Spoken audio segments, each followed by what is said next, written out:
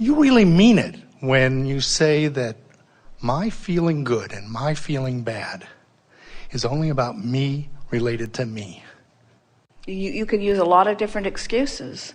People say, I'm sad because my lover left. And we say, no, you're not. No, I'm sad because my lover left. We say, no, you're not. I say, wait, I wasn't sad, my lover left. Now I'm sad. I'm sad because my lover left. And we say, no, you're sad because you're not in alignment with who you are, and you may be attributing it to that, but you have control. You don't have control over whether your lover leaves, but you have control over the direction of your thought. And the way you feel is about the direction of your thought. You have the ability to focus in ways that you have not exercised. Too many people are dependent on the behavior of too many others, which you can't control. And then it puts you in this uncomfortable position of needing to be true control freaks in order to feel good. And then as your world gets bigger, you find that there are too many moving parts, and you find less ability to control, and so then it all begins to break down as the moving parts become more numerous, where when you get it, when you decide early on or as soon as you can that you're going to stop trying to control the uncontrollable, which is everything that everybody else is doing, even doing with you. Stop trying to control the uncontrollable and control the only thing you can control, which is your relationship with your vortex. You'll be joyful, and then the cooperative components will come and match you, and you'll find all kinds of people in your life, lovely to be with and play with, you see. Let's offer this one strong statement because we haven't said it before. Let law of attraction do all of the controlling, and you just adjust your vibration. So you have to stop looking at what you don't want and start looking at what you do want. But we've never known anybody who could just stop doing that. You have to start doing something else. And that's the whole point. You want to focus yourself into the vortex. And we know that the fast way in is to just care about how you feel. When you get in there, everything you want is in there. So some of these processes that you describe feel like effort, and the effort doesn't feel good. But you see, it always takes effort. And let's talk about why it takes effort. And let's just tell it like it is. Focus is effort because law of attraction will hold you to your dominant vibration. So if I've been beating the drum of I don't have enough money, and I've been noticing evidence of not having enough money, and in my noticing that I don't have enough money, I activate a vibration so it keeps me in that position of not having enough money, then to think about having more money is not as easy as noticing that I don't have enough money. It takes effort to imagine beyond what is. That's really what we're talking about. It's easy. It's like it's easy to turn on the television and watch what they're offering. It's more difficult to think your own thought. It's easy to just hear what someone's saying to you. It's more difficult to guide the conversation in a more positive direction.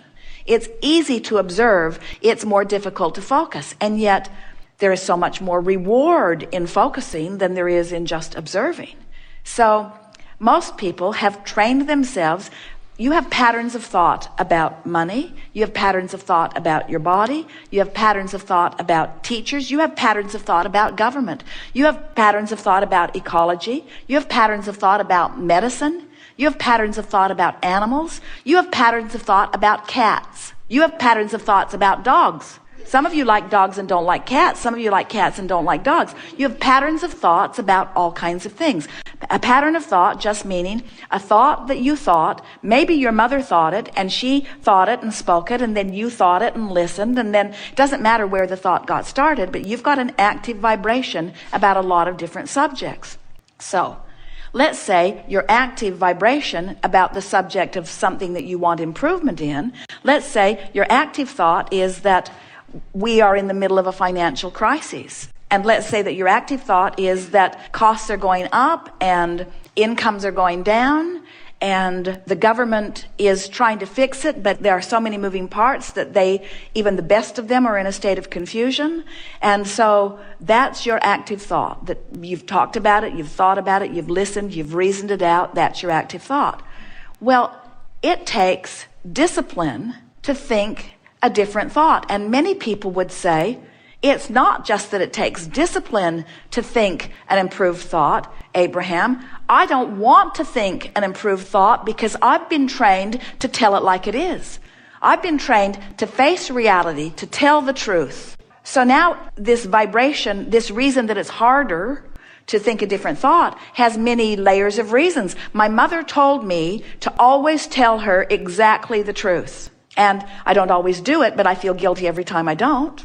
So I've trained myself into this thought. And now it's difficult to think a thought that's different. And we want to say, oh, hear this. The only reason that it's harder to think the optimistic thought about the subject that you've been pessimistic about is because the habit of thought has a vibration active within you, and law of attraction's holding you there. Law of attraction's holding you there. Law of attraction's giving you other thoughts that match it. Law of attraction's bringing you to people who think the same thing. Law of attraction's bringing evidence to you to support your belief.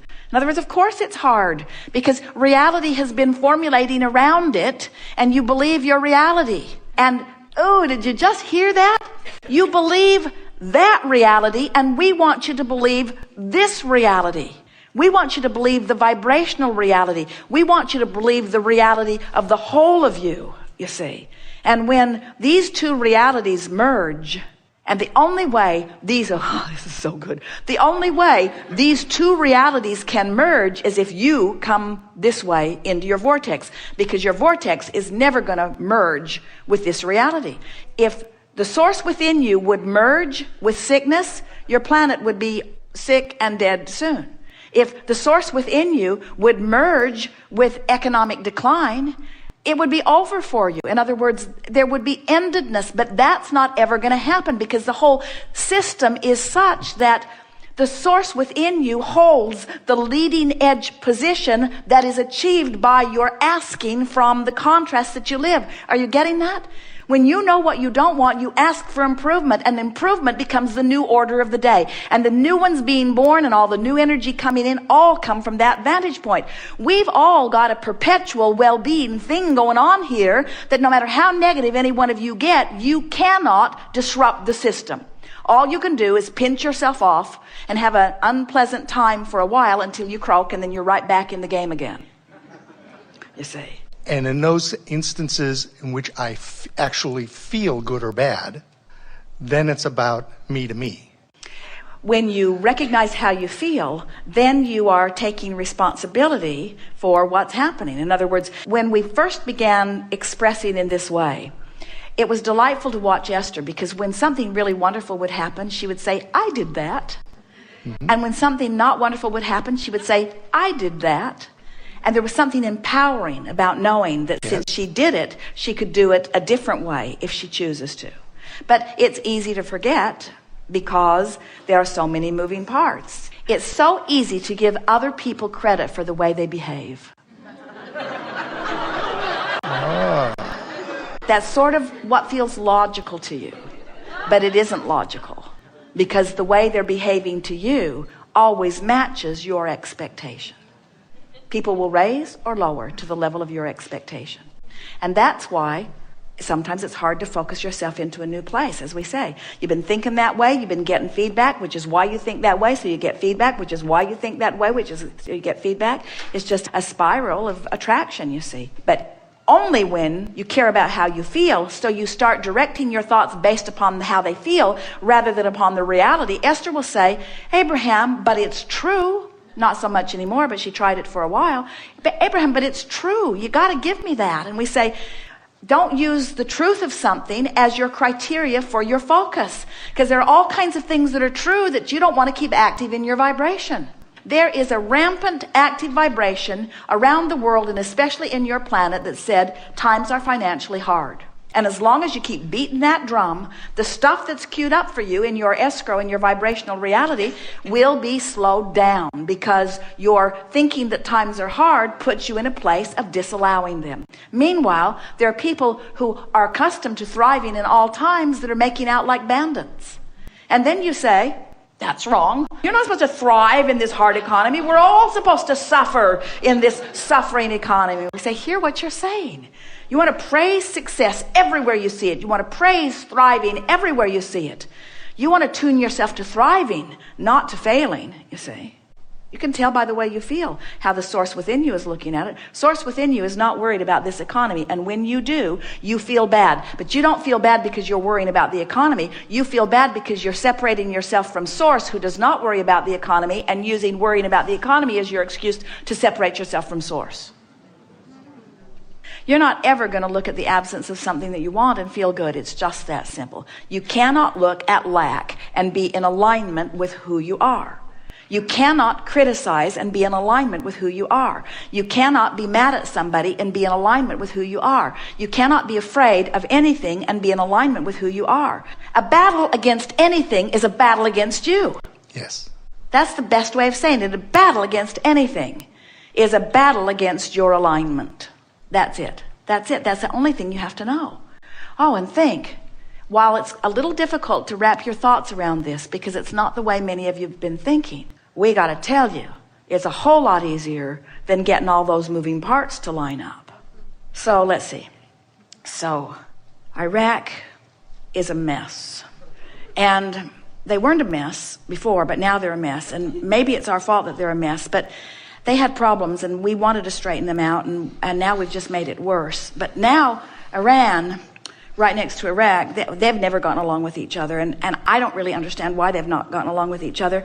It goes really far back deep. They probably don't even really know what it is, but they're sort of pitted against one another, and now it looks like we're sort of going to be swept into that. And then Israel, I don't really understand what's going on over there. And then the Palestinians, I don't know whose land it really was to begin with, and I don't know why they want to live there when there's so many other places that they could live, and I don't know why this little piece of land is so important to them, and I don't know why we're also supportive of them and why we're not more supportive of that. I don't know how to get them talking to each other. It seems like if they could all just get along, but it doesn't look like they're going to get along, and we send emissaries over there and they don't seem to understand it. It's just too big. It goes too deep. And this is our 50th year of really trying to involve ourselves in it, and it is getting bigger and getting worse. And there have been many, many hundreds of thousands of people that have died in this conflict, and I don't really understand what any of them thought about it, and I don't know what to do about it. And I know that there are a lot of people that I love that are over there that are working on it and trying to do something about it, and I know they all have their perspective, but I don't know how broad their perspective really is. I don't know how much those soldiers that have gone to really fix it really understand about all. I don't know how much they get to really talk to the people that are there. I don't really know what the Iraqi people are really thinking or feeling. I don't think they really like us very much. I think they would like us to leave, and yet I think they're afraid that if we leave that things will get worse, and I don't know. I thought I voted for someone who was going to do something different about it, but I don't know what he was dealing with. I don't know who said to him when he got there, but it seems to me that what he said before he was elected and what he's doing after he was elected was not really the same thing, and I sure would like to talk to him about it, but I don't think there's much chance that I'm ever going to get to talk to him about it. I'm not even sure if he really has a clear idea of what to do about it, but there are just so many, and we say, just kill me now. How are you ever going to sort that all out? Now let's talk about Michael Jackson's death. So how are you going to sort that out? How are you going to sort that out? How could you ever sort that out? And really, don't you just want to go in the vortex? Don't you want to just leave them all to whatever they're creating and just go into... Now, here's what happens when you go into your vortex. When you see people afraid of bombs dropping on them, you ask for a world that is more peaceful. When you see children suffering, you ask for a better life for them. When you see intolerant people speaking only of one right way to live, you ask for a more diverse and understanding world. You have created something so magnificent in your vibrational reality, and all of your attention to all of that stuff that holds you apart from what you've created keeps you from being the whole being that you are, you see. Trying to control the uncontrollable keeps you outside of your vortex. And these simple processes of wanting to feel good and reaching for the thought that does, and reaching for the thought that does, and reaching for the thought that does until it does, and then holding to the thought that did feel good, and holding to it until you have activated and trained yourself into that vibration, until you become a vibrational match to the better world that you are asking for. The better world cannot show itself to you, but in the moment you become a vibrational match to the better world that you're asking for, it'll show up here and here and here and here, you'll rendezvous with those on the same wavelength. When you try to talk to anyone who's on a different wavelength, it's just blah, blah, blah, blah, blah. How unsatisfying. You express your truth, they express theirs. Nobody hears anybody. It's just more combat. Oh, we might as well just drop bombs on them because we don't understand them and they don't understand us. But when you get into the vortex, now cooperative components assemble.